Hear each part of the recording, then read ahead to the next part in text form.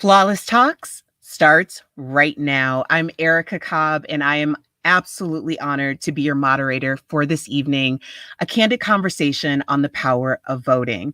Now, as we all know, we are exactly 2 weeks away from Election Day, and today, more than ever, our Black and Brown communities, need to not only be educated, but also encouraged in exercising our rights as citizens to vote.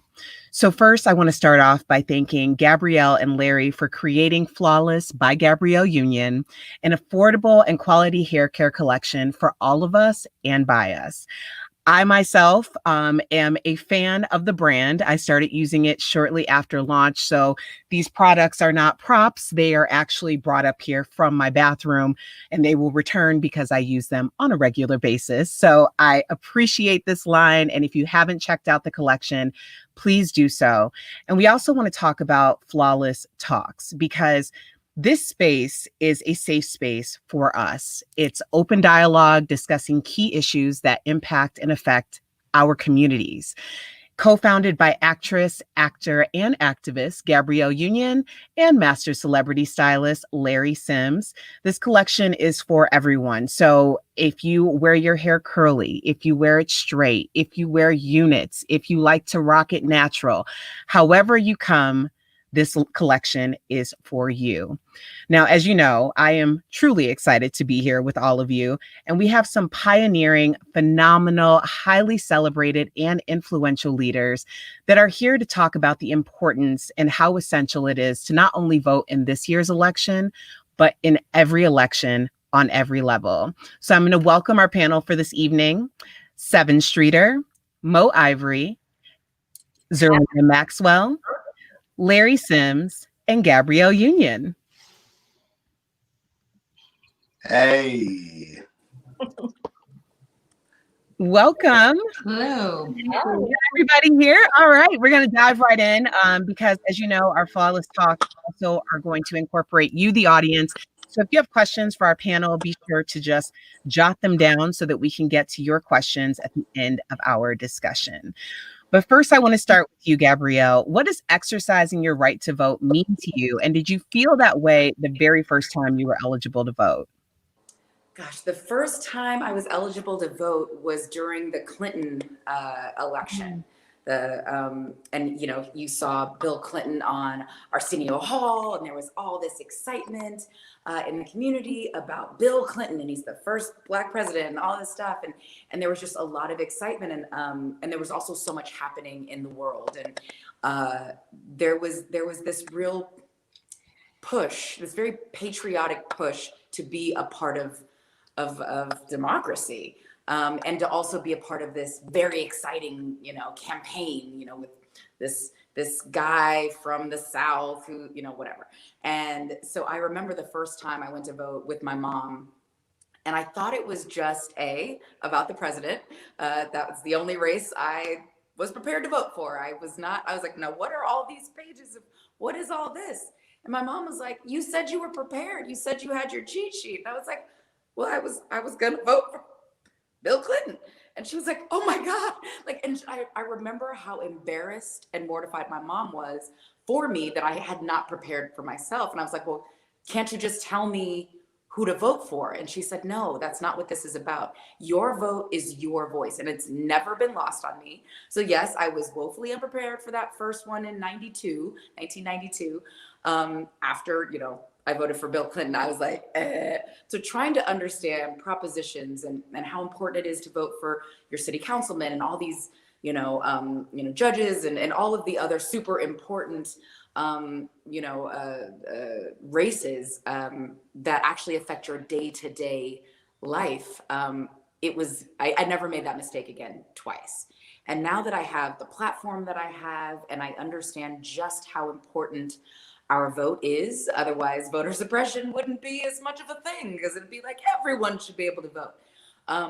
Knowing just how much is at stake and how hard the opposition is working to destroy democracy and the republic, and how much change I want to see. I refuse to squash, my voice or anyone else's voice or be an agent of the state in doing that. So I'm going to do everything in my power to encourage folks to vote, encourage folks to make a plan to vote, encourage folks to make their cheat sheet and study those ballots for their communities, so they can be as informed as possible. And then if you've done all of that and you've early voted or you've mailed in your vote, track your ballot, and then figure out how you can help your neighbors and your family vote. I appreciate you bringing up everything that's on the ballot. For us, my husband and I voted last week. There were over 40 different things on the ballot that I was not prepared for. And we voted at home. It took us an hour and 20 minutes between the two of us. And we feel like we're fairly intelligent people. So I don't think that there should be shame in not knowing exactly what everything means on your ballot, because a lot of it is kind of designed to confuse you a bit. Yes. Sevyn, how are you feeling about voting now compared to the first time that you were eligible to vote?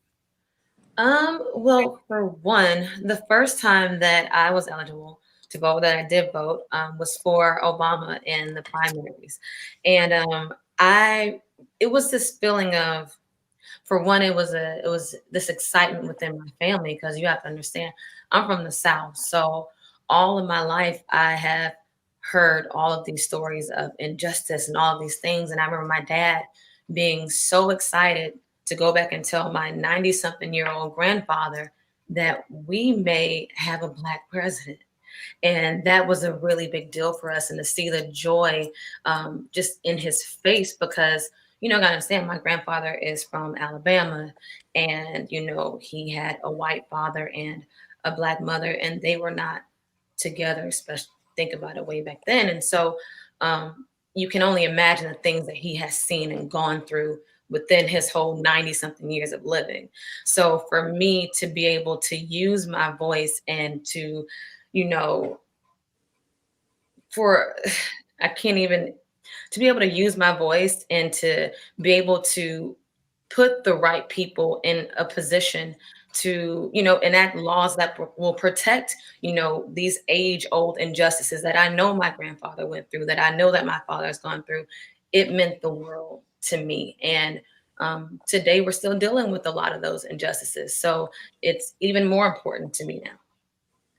Well, I appreciate you sharing that. I think, when we talk about Obama, everybody knows where they were exactly when everything was going down at all times, which makes us feel like we're missing so much about this civic duty. I know a lot of us are feeling like we're missing that excitement and memorable moment.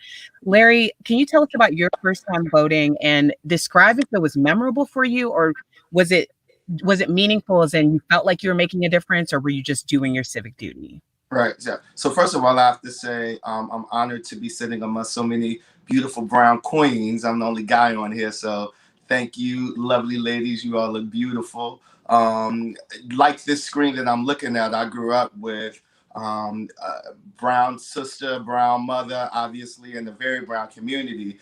And in my neighborhood, I come from the west side of Chicago, the inner city, and we were celebrating house parties more than going out to vote. That wasn't something that we celebrated in our communities. That's not something that we were encouraged to do necessarily in the inner city, especially because I think that when you are living in poverty-stricken neighborhoods, you don't feel like your voice matters. You don't feel like you're seen. You don't feel like you're heard. And a lot of the people that I grew up with never left the 4 blocks in our neighborhood. The way that I was thankfully able to sort of like tap into the importance of voting was through my mom. My mom would have me go to the polls with her when she would go vote. And also she busted me out of the inner city schools. And I went to, a performing arts high school that was out of my neighborhood. And, that's when I heard, unfortunately, but fortunately at the same time, the voice is amplified to let our creative voices to be heard, let our political voices be heard. And I try to always take those messages back to my neighborhoods where people felt silenced and like they didn't matter. My first vote was in '96, and I was happy. I was amped. I remember, putting on an outfit and making a whole experience out of it, because it was just that first time that I felt like, wow, I can actually make a difference in the voting process. And it's interesting that we're talking about this, because I was just talking to my mom and my sister recently, and they both let me know that my two youngest nephews that are in their 20s have never voted.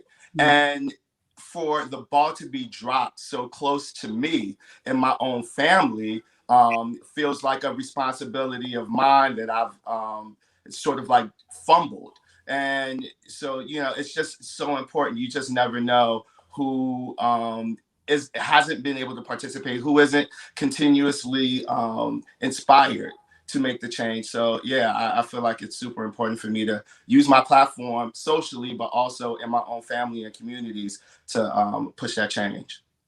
I appreciate your transparency about what happens when it's so close to home. I'm also from the west side of Chicago.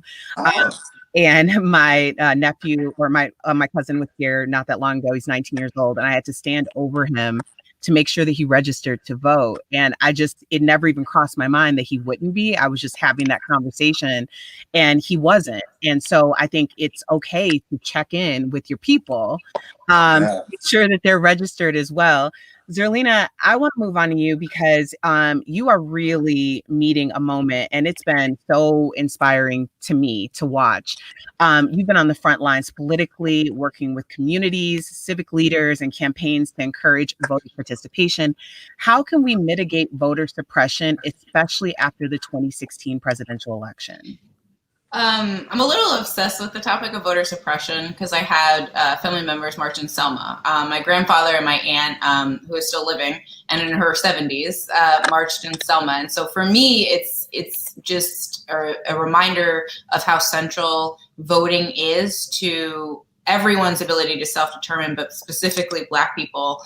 And voter suppression is happening because our votes matter. To Gabrielle's point about, so many folks don't think that their voice, will matter, and your vote being your voice. I think, when you tell them stories about how close elections have been in previous cycles, like, for example, one of my favorite things to tell people when the voter suppression is happening, maybe to them and their communities, and they're seeing that, and maybe they're feeling reluctant to participate. I'm like, look, if voter suppression, if your vote did not matter, then they wouldn't be trying so hard to take it away from you. And in 2008, the state of North Carolina, which is still a battleground state in this particular cycle, it was so close that basically it shook out to 2 votes per precinct in the state of North Carolina. And that's one of Michelle Obama's favorite statistics to cite, to those folks that say, my voice and my vote don't matter, or they're trying to take away my voice and my vote. It does matter. 2 votes per precinct is basically like, you not calling your nephews and making sure that they voted, right? Us not making sure that everybody in our group chats has voted and mailed in their ballot, or that I knew how to use the little flag on the mailbox because I live in the country now. But I think, suppression is something that they is tried and true for certain folks in politics because of America's demographic shifts. I mean, my big opinion on the reason why they do voter suppression is because America is increasingly becoming a country where the minority of voters will be white. And they know, and the folks that are participating in these suppression efforts understand that, the groups that are growing in numbers are not necessarily going to be their voters in the future. So this is not something that's happening by accident. And I think understanding that, I think certainly people of color understand that when people are coming after your power, it's pretty freaking powerful, right? If they're coming after it and trying to take it away from you. So I think, I think about my family legacy. I talk about voter suppression all the time. I mean, political campaigns don't normally bring it up because they don't want to discourage people from voting. So they don't want you to think that it's going to be difficult or that you're going to have to overcome barriers. But I think actually being honest, particularly with Black people, given our history, if you're honest with them, they're trying to take this away from you. Go do it. I think that's actually a very persuasive message for certain communities, especially given what's going on with COVID-19 and, your vote being, one to live and to protect yourself and all of your family members. Well, to that point, I'm going to just continue on with you, because how can our communities be safe to vote during this pandemic? I know a lot of people are feeling like they have to choose between their safety and, their civic duty. How would you ensure them that they can do this safely? So one of the things I think is really important is for people to understand that if you can vote by mail, then do that if that makes you feel more comfortable. If you're somebody who's like, no, I don't trust it, I'm going to go show up in person, there are things you can do. One of the things that I had an epiphany about early in the pandemic is that as a daughter of a biologist and somebody who lives with somebody who's worked with viruses in labs before, I'm like, well, he never caught a virus. How did he do that? And I'm like, oh, he put on protective equipment. And so for me, I'm not saying that's a 100% guarantee, but what it means is that by using all the PPE that, just like you're in the movie Outbreak, that's probably a good place to start. And then, you're putting on all the CDC recommended PPE so that you can go in person and cast your ballot. Also, if you were able to do it early, do it early. Do it today, do it tomorrow, so that you're not online when all of the older GOP voters are showing up on the last day on November 3rd, because the way that I think is important for people to think about the next 2 weeks. Election day is today, tomorrow, the next day after that. November 3rd is the last day to vote. That's not election day. That's the last day to vote. And so if you think about it that way, just think about how, you would make yourself safe if you were a nurse working with COVID patients. You would put on all of the equipment, and then you would go and try to socially distance and all of those recommendations. But if you feel like that's, obviously too high a risk, try to vote by mail. And if you can't vote, one thing I always think about too is in 2008, before I joined the Obama campaign, the first day I was volunteering before I started permanently, and the girl that was in charge, she was 17 years old, wasn't going to be old enough to vote. And I asked her very innocently, like, why are you here? You can't even vote. And she was like, I have to live in the country. Regardless of who wins the presidency, I have to live here and I want to be safe, just like you. And I was like, wow, I'm dumb. Then she said, and this is the key, I am one vote. But if I stand here and I register 50 people to vote, that is 50 people who are now going to vote. That is more than one vote. So it is important to participate, but it's also important to help get the vote out. To Larry's point about talking to your family members and your communities, all your group chats, all your contacts, making sure people have already voted. And if they have, get them to help turning out other people. I think that's like the most effective way to feel like, on the one hand, you're casting your ballot with all the protective equipment so you can keep yourself safe.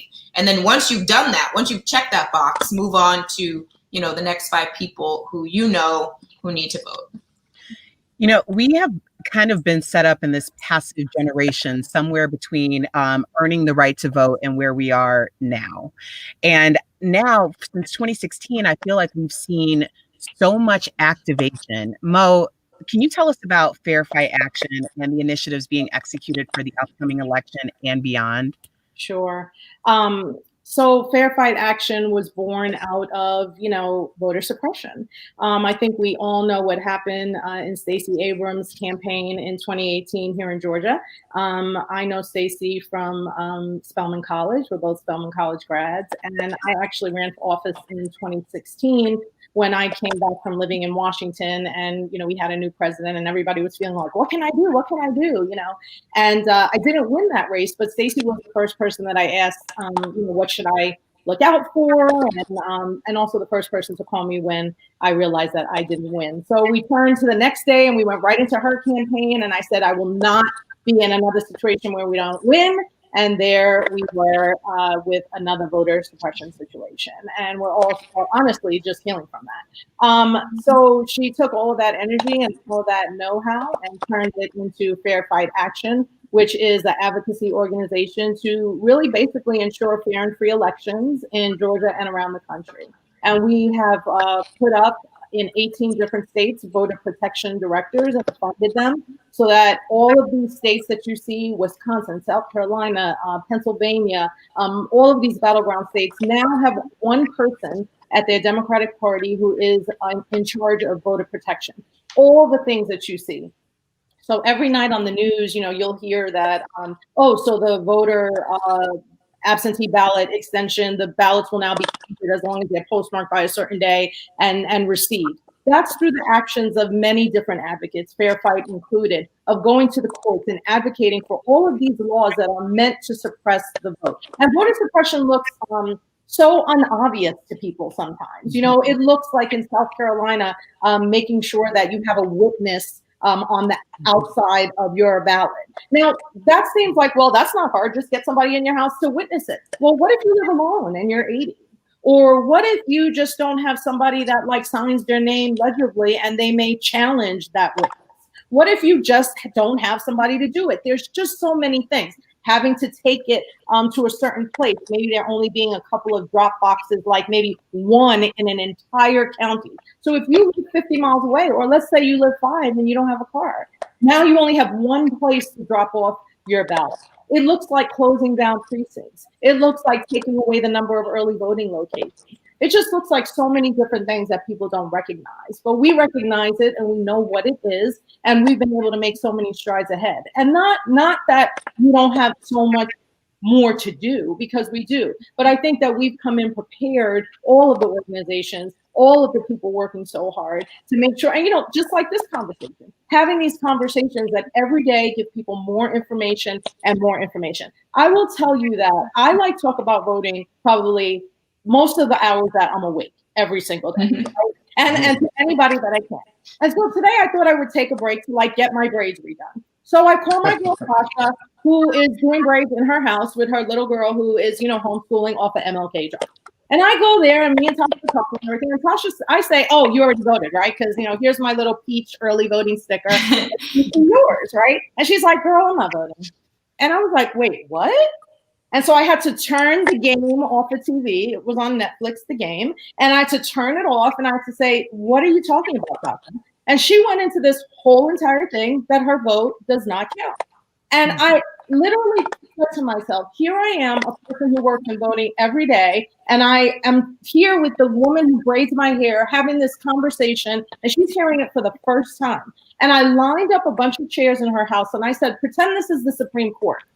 And we're talking about what's going to happen to your little girl. And I said, now take 5 of these chairs and they're not going to be in favor of anything that happens to her. And I said, and so what happens next? And she goes, well, what do you mean? I said, well, then it becomes the law of the land. And who votes on that? And she was like, well, what do you mean? I said, the Senate. I said, who's running for Senate in Georgia? Well, what do you mean? And I had to educate her all the way through that today. And I'm glad that I was there at that moment. But that's what we all have to do every single day. And we have to do it in the neighborhoods where these conversations are not being had. Right there when you're getting your hair braided, right there when you're getting your eyebrows done, right there when you're getting your nails done. All of that has to happen because that's advocacy in the same way that all of us are here right now having the conversation. So my message is for everybody who is having everyday interactions. Not the conversations, but the everyday interactions to make sure that you're encouraging those people to vote. Well, Mo, you moved me, so you've definitely moved a lot of our audience. How do you get involved in this mission, right now? Oh, there's so many ways. I mean, in this country, we have such a spirit of activism, and there's so many websites. And I know sometimes it can be completely overwhelming because sometimes people will complain there's not enough people doing something, and then there's like, oh, there's too much information. So I'm going to give you one website. It's called iwillvote.com. It has everything. We found that at Fair Fight to be one of the most reliable sites that you can go to. iwillvote.com. No matter where you live, you put in your zip code, you put in your county. You want to know where your polling location is, where your early vote location is. What are your deadlines? Just put everything in there and you can find out everything you need. And then if you get to the polls and you have any problems at all, they say to you, well, why are you showing up here early? Because you actually applied for an absentee ballot. And then you don't even know how to answer that question. You're like, what? And you walk away. That's voter suppression right there. And so then you can call 866-OUR-VOTE, 866-OUR-VOTE. And don't leave and call 866-OUR-VOTE. move away and call 866 vote and then come back and vote because you can. And I just want to say one other thing because I could talk forever, okay? But I'm going to say one thing. I was voting with my 18-year-old son who was voting for the first time this past week at the State Farm Arena. And the constitutional amendments things came up, you know, the long question, do you agree with this or that? Or that? He didn't know what it was. And he goes, hey, I don't know. And I said, meet in the middle. I moved away from my machine so they couldn't say I was doing anything. He moved away from his machine. I alerted the security guard what we were doing, and we talked about it right there. And he had the answers to what he needed to complete his ballot. And there was nothing illegal about that at all. You can ask questions, even in the middle of the process. So I just want people to know that. You brought up so many great points, but I do want to hone in on the idea of you were with someone who you've known and were surprised that not only was she not planning to vote, she also had reasons for not wanting to vote. And I think that we hear so much about celebrities talking about voting, and people get sick of hearing celebrities talk about voting. And like, there's one person out there that doesn't need to hear it. There's always going to be someone that needs to hear it. So the idea of people using their platforms in order to meet the moment exactly where they are, you know, is really a big part of the genesis of why we're sitting here right now. So I want to ask Sevyn, because you recently collaborated with rap artist Yellow Pain for the track My Vote Will Count. So tell us more about this track and what it meant to you to create a politically conscious track with fellow artists. The song, where do I begin? I mean, there just could not have been better timing for this record. With all the things that just have been going on, just even this year with the social injustice that we've seen and the things that happened, what happened to George Floyd, and how the things that happened to Breonna Taylor and all these issues, it just spoke to my heart because it sums up everything that we're speaking about. And there are a lot of people who really do, like you said, they really feel like their vote will not count. And this song breaks it down in such a way. And I played it for my nieces and my nephews, and they were able to understand that it broke down the importance of voting in layman's terms. And it just, I cannot express it enough. You know, when I think about, you know, for example, I have, I was out with the Florida Rights Restoration Coalition a couple of days ago. And thank God we were able to be in my actual neighborhood. We're here in Haines City, it's this big, but here in my actual neighborhood, and we hit the pavement, like walking up and down the streets, telling everybody why it's important to vote. And you'd be surprised how many of my fellow friends and cousins who had fees because they did have past records, and some of them were felons that didn't feel like that they could even vote. They didn't even know. So that goes back to voter suppression as well. They didn't even know, a lot of them, that that amendment had even been passed, Amendment 4. They were not aware of it. They did not know that there are people out there that would help them and educate them and give them a voice, and let them know that even if you do have a past that you're not proud of it, you can't hold people to that for the rest of their lives. And so to see their faces light up because they now know that, hey, my vote will count. My vote does count. It just touched my heart, and that's why the message of this song is just. It made the song even that more special and that more important for us. Well, I mean, just for someone to resonate in the way that it brings a part of their humanity back, I think it's so important. Gabrielle, you spoke earlier about having a big platform and feeling the responsibility to tell people to get out and vote. How do you respond to criticisms from people who are really targeting folks like you, who have large platforms and telling people that they need to vote over and over? How would you respond to that if they have a problem with it? People have a problem with all sorts of things that I say. And I just say, take a ticket and get in line. I'll get to you when I get to you. But in the meantime, we're gonna get this work. Because the reality is that no matter what you say, no matter what no matter what stand you take, there will be somebody that's like, rah! And even when you're just trying to say like, help me help you, you know what I mean? Everything that we're working on right now is for your benefit. Rah! It's like, oh, okay, well, I'm still gonna try to help. And this is what I'm going to be doing with my platform. If you don't like it, it's so okay. I get it. That unfollow button works perfectly. Block, mute, whatever. But I'm going to keep doing what I do. And if I, change my plan or shut up every time somebody had an issue with something I did or said, girl, I wouldn't get out of bed. So, I just kind of say, what else is new? If you're silent, that's a problem. If you speak up, that's a problem. If you fight back, that's a problem. If you lay there and take it, that's a problem. Like, it's always going to be a problem to somebody. But I also like to come up with solutions. When you go on websites and that come with your phone and you're setting up your phone or your computer, it's like frequently asked questions. I like to kind of think of, okay, what are the bogeys? If somebody has a problem with me talking about people getting out there to vote, what are the bogeys? What are the things that somebody might come and have an issue with? What are some solutions? What are some answers that I can provide?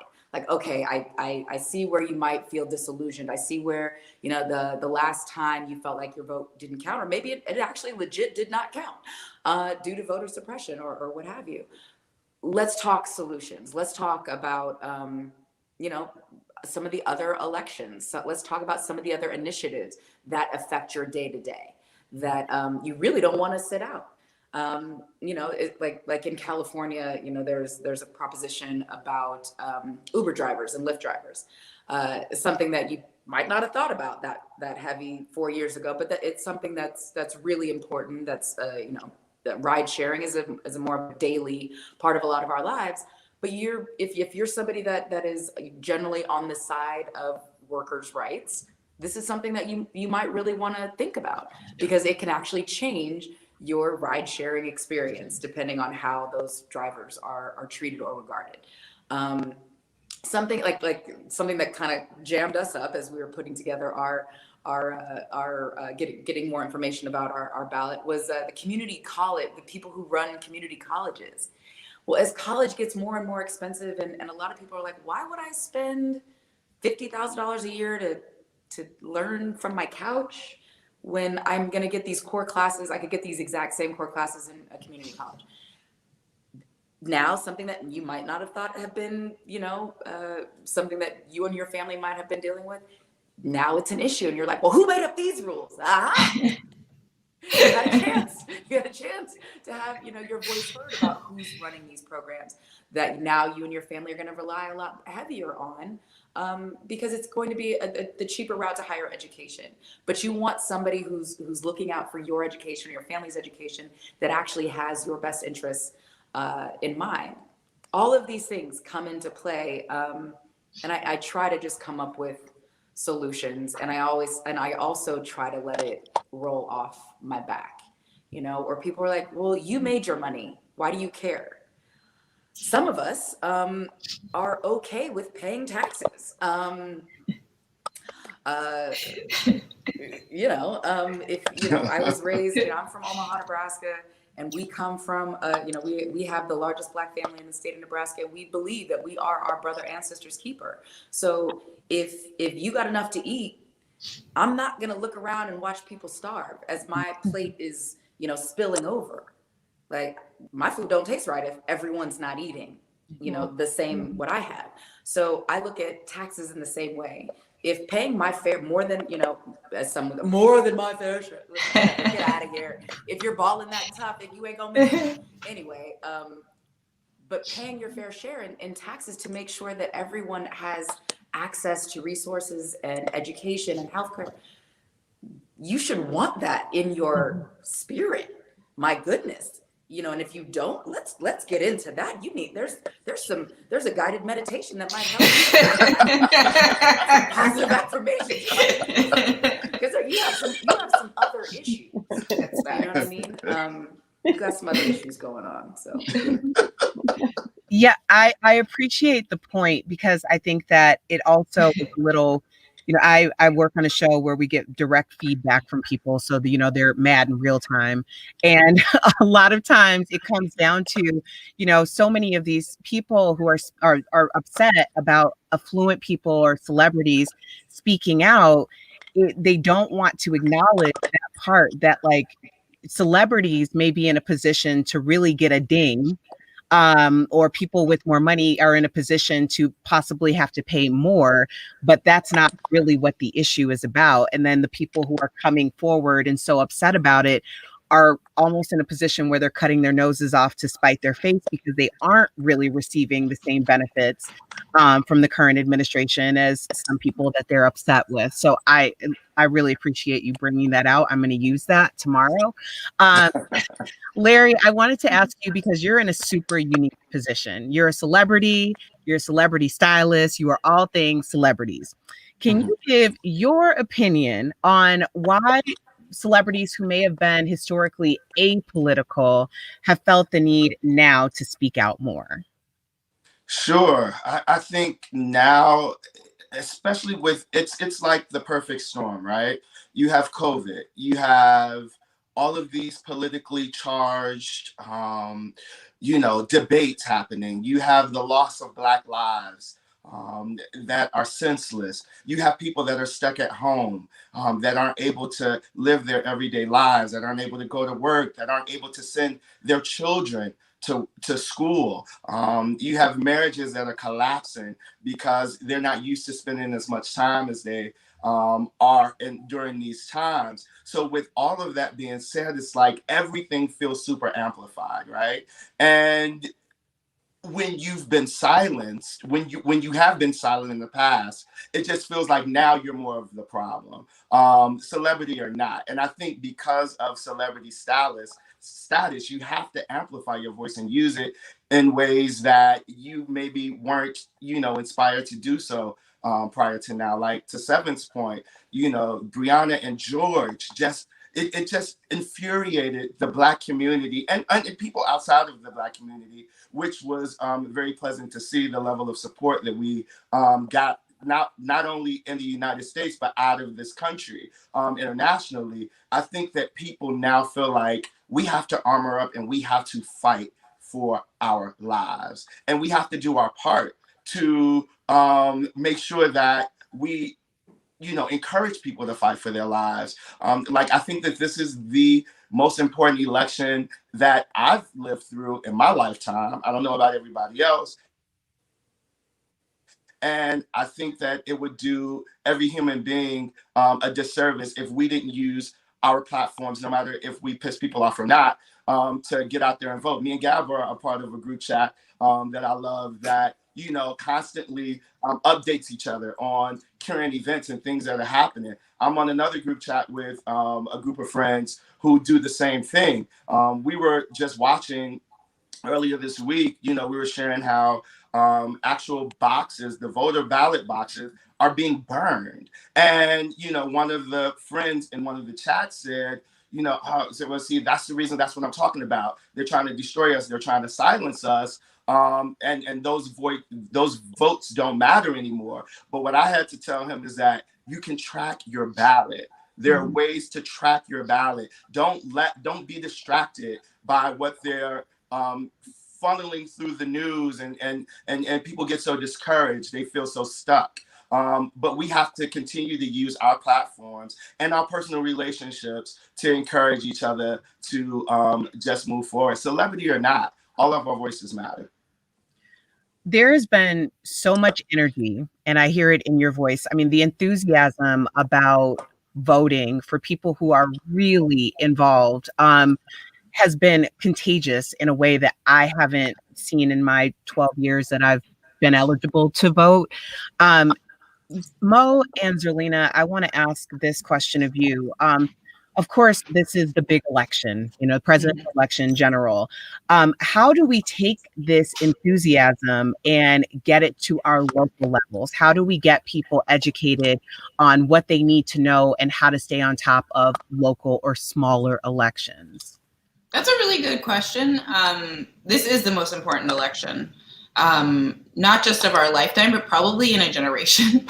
I mean, it feels, especially because of COVID-19, and about, thinking through just how bad the fall and winter months are predicted to be. What we do in this election will determine, what the federal policy is for testing and contact tracing, so that we can actually go back to normal life like they have done in South Korea, for example. So I think, part of the issue right now is sort of thinking beyond Election Day, but it is important to think beyond Election Day and think about, like, in a state that I'm in right now, Virginia, we have statewide elections every single year. That's a rare case. But I think, turning somebody into a regular voter as opposed to what sort of campaigns call a sporadic voter, that's really part of that is staying in communication with that person, even beyond Election Day. I think a lot of criticism, valid criticism of campaigns often is they show up in the last couple of days, at a church service, and they're like, hey, vote for us. We're better than, the other people because they're racist or whatever the argument is. That's really not a compelling argument. I think people need to understand, and I worked on a number of campaigns where even internally sort of folks are saying this, you can't show up, in the last couple of weeks begging for people to show up, to save you.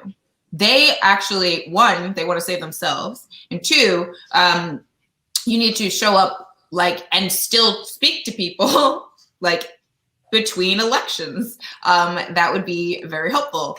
And then you're sort of building the trust up. So when it comes to local elections, I think there has been actually, thanks to the work of movement leaders, particularly Black women in Chicago, the three founders of Black Lives Matter, the hashtag Black Lives Matter, doing that work to put a focus on the state's attorney in Cooks County to make sure that we elect somebody who's actually going to prosecute the cases that will be helpful to our community, whether that be police officers or even R. Kelly, right? I mean, there's a number of different ways you can sort of look at that.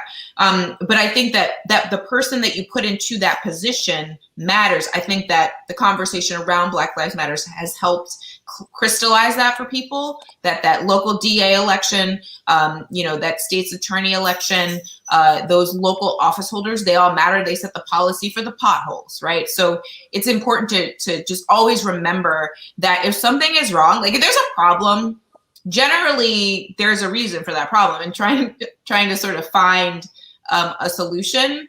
And maybe that's you. One of the things that's been super cool to watch since 2016 is that people are not only participating more in elections, including local elections, but they're deciding to run themselves. And you're seeing so many more people who have never run for office before, and many of them are women and women of color, are looking at the lay of the land and are saying, if Donald Trump could be the president, I certainly can be the head of the school board or in Congress, right? And so I think that is going to change what we see and what's actually possible. And so maybe that does start with people sort of paying more close attention to those local races, paying attention to that mayor's race, making sure that, the election day, you have that in your calendar, because, one of the most effective forms of voter suppression is putting election day in June or in some random month that is not a Tuesday in November. That happens all the time, even in really Democratic leaning or perceived Democratic cities like New York. And so I think that's another thing to pay attention to when there are those extra things on your ballot to determine questions like that, or when those questions do come up. That's something to keep paying attention to, so that those really weird ways they try to suppress the vote, they aren't as effective, because we're all aware of them and we can stop them before they change the election day from November to February. Mo, what ways would you encourage people to stay activated regardless of what happens in the next 2 weeks? Yeah, I think it's important to continue to teach civics. So I think like this, like Yellow Pain had that song, and Sevyn Streeter did put her fancy on it, which was so fantastic. Like that just can't happen every 4 years in a presidential. It has to happen all the way through midterms. And people in America have to be taught that elections are every 2 years. You know, a local, your school board, all these things, they happen, you know, year after year. PTA president, you wouldn't believe how much power some of these very small things harness in a community. And so I just pray that I love the momentum that we're seeing right now, and all the corporations. I mean, we get phone calls every day from people that want to help, and it's fantastic. And I love every single celebrity or influencer that wants to help and put it on their platform, because it does make a difference. And people that say that it doesn't are the people that wish that those people would go away, because it's moving the needle.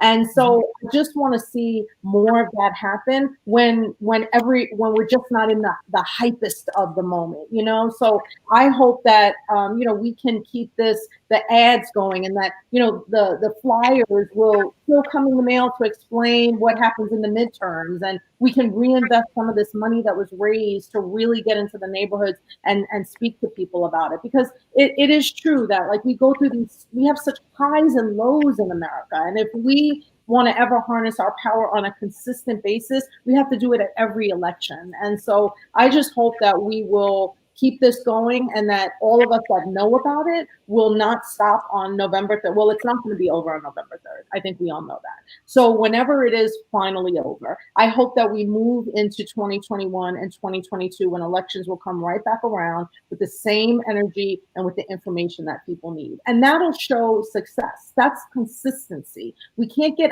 hyped and excited about a candidate like we did about President Obama, and then relax and then see what happened in 2016. Real power takes time, but more than time, it takes consistency. And so we've got to teach those civics all along the way. And that's what we hope to do, at least at Fair Fight. You know, Flawless Talks is really about community, creating this safe space, and brand empowerment.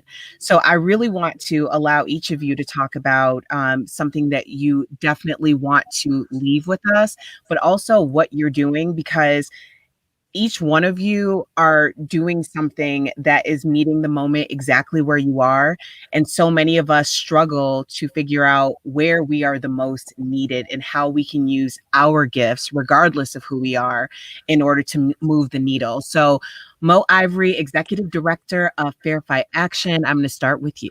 Okay, so I am not the executive director of Fair Fight Action, but I am an attorney, and I am a political consultant at Fair Fight. And what I try to do is do the best things that I can do in the space that I'm in. So I am a law professor. I teach entertainment law here at a law school in Georgia, and I took those talents to become the strategic celebrity and influencer director at Fair Fight. I say to people, what you do the best, take that and use it where you are. And if you can make a difference with the talents that you already have, then you're utilizing everything that people need you to do. And in this voting space, you would never think that, like, oh, being in the entertainment space would have a space in that. There's a space for everybody in this voting and in this advocacy world. So if you want to lend your hand at research, or if you are an excellent writer, or you're a college graduate that knows a lot about fundraising, all of this ties into politics. So take your talents, and whether you want to get paid or you want to volunteer to do it, you can be giving back to the civic nature of being born American or becoming American by just using your very talents to help out. And so find an organization that you love, and then just lend your time to that organization. And you will not believe how many lives you will impact. Thank you, Mo. Author and host of Zerlina on Peacock TV. Maxwell. Thank you. I just want to second everything Mo just said, because I think that even in 2016, when I was doing the work with influencers for that campaign, you know, part of it was trying to convince people that, you know, you don't have to be a political science major to get involved in working with a campaign or on behalf of a campaign or a candidate. If you paint, and then it'll be tied to the election, and then it will educate people that way. Like, if you sing songs, sing songs. If you create memes, do that. I mean, it's just, bring your talents and do what you need to do to the place that it's most effective. But politics is interdisciplinary. I feel like it's the kind of thing where you can build the website, you can, do social media spaces, you can make graphics. So I just wanted to sort of piggyback on that point, to confirm that is absolutely the way to do it. I mean, just in terms of what I'm thinking through, I mean, the book sitting behind me is about the future, but I really very much believe a lot of the things that we're watching now are in the present are because of what's about to happen in the future. So, for example, the voter suppression that you're seeing right now is because America will be a minority white country by 2045.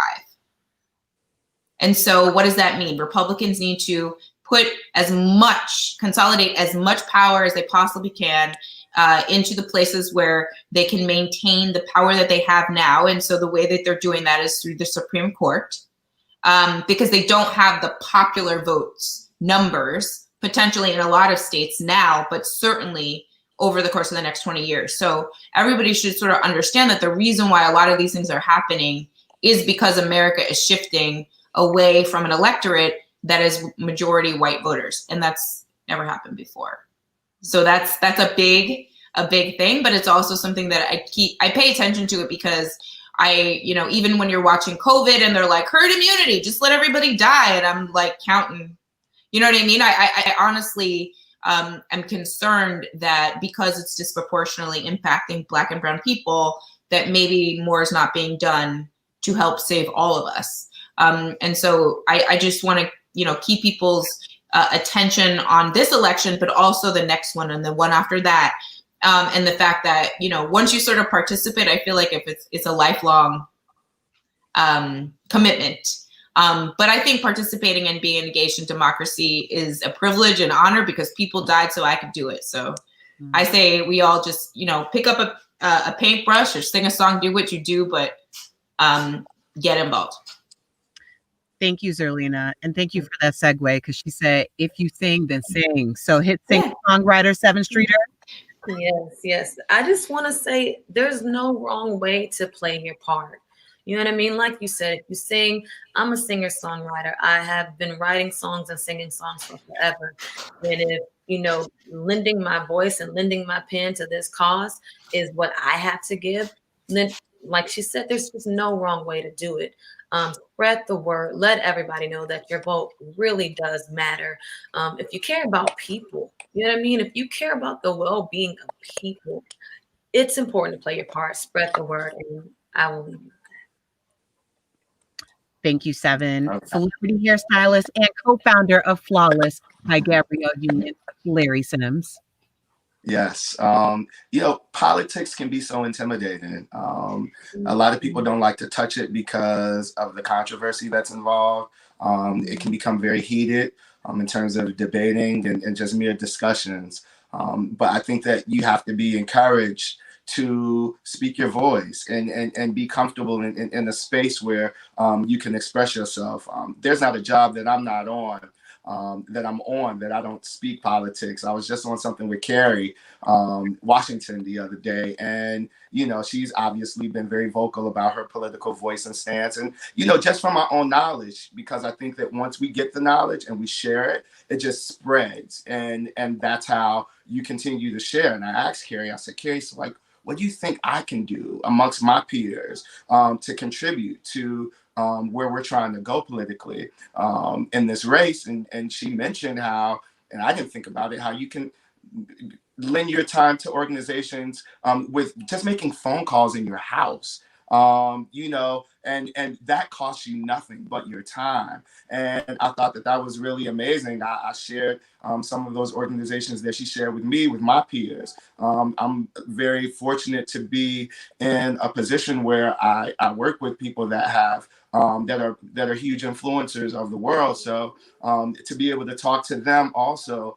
and with their reach, to be able to encourage them to use their platform and to learn from them and to take it to some of my friends and family members that don't have that sort of access to that knowledge or those inner circles.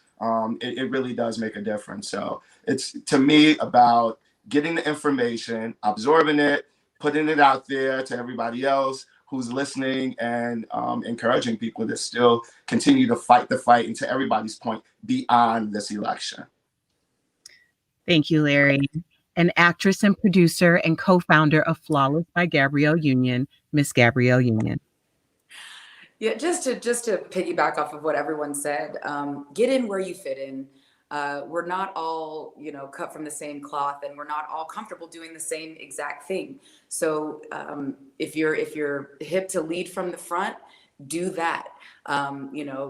Whatever that means, get out in front. Speak to the community, speak to your family. Join campaigns, whether that's phone banking, writing a check, as the kids say, open your wallet, ma'am, open your purse, sir, whatever. However you can get in, but don't think that if you ignore it, then magically everything will work out. It's just going to magically work out.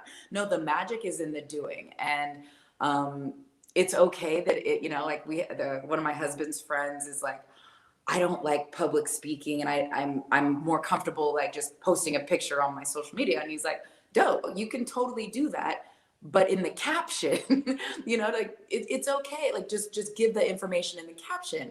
And it was like, oh, because sometimes you think, well, my what I do has to match what everyone else does, and that's the only way for it to count. And get in where you fit in. Volunteering is such an easy kind of anonymous thing that you can do. We're all going to be covered in masks. Go to your local polling places, call them and see like if they're taking, volunteers. Where we live, like they have more than enough. So it's like, okay, let me go to the next town over and see if there's a way to help. I can't say enough about for some of our most marginalized in our communities, making sure that people have transportation to get to the polls if they want to wait until November 3rd, or if they are trying to get to early voting.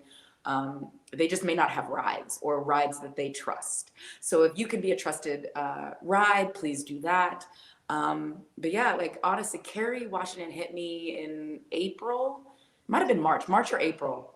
And she was like, girl, I need to get you, plugged in to all these different coalitions. And it just sounded like she asked me to run for president. And I was like, man, I feel like I got a lot of jobs. I don't know how. And she was like, I'm going to make this so easy. And then she actually did, and plugged me into information. And then what I did with that information was up to me. But it was like, once you know, you can't unknow. And you're like, okay, if I got this information, who else can I tell? Because it's this information is literally things that can change your life. It can, honestly mean the difference between life and death. And some people don't want to listen to science these days. But it just took one of my friends hitting me. It's like, yo, there's more that you can do, and let me help you do more, to the best of your ability. And I was like, how are you going to do that, Miss Pope? Because she really truly is Olivia Pope. And she was like, I'm going to show you how, and I'm going to show you how to put the next person on. And that's exactly what I did. So don't sit on the information. If you have it and you can, deliver it in bite-sized, easy to digest ways, please share it. Help if you can, donate if you can, or don't stand in the way. If you can't do any of those things, get out of the way, sit down and be quiet, and let us, take up arms in on your behalf with our votes. I appreciate that. Once you know, you can't stop knowing is so important, but also just how contagious all of this is, and meeting the moment where you're able to. I tell people all the time, I am not an expert on anything. I need to amplify expert voices. And I think it's okay to say what you know and what you don't know, but also do so in a way that's helping other people. And I think that we all can do that in some capacity.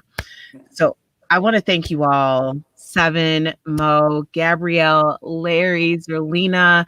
This has been an absolute honor for me. To everyone at home watching, no matter mail-in, early voting, in-person voting, we have to get out and vote safely, of course, because the change starts with us. So please go out and vote.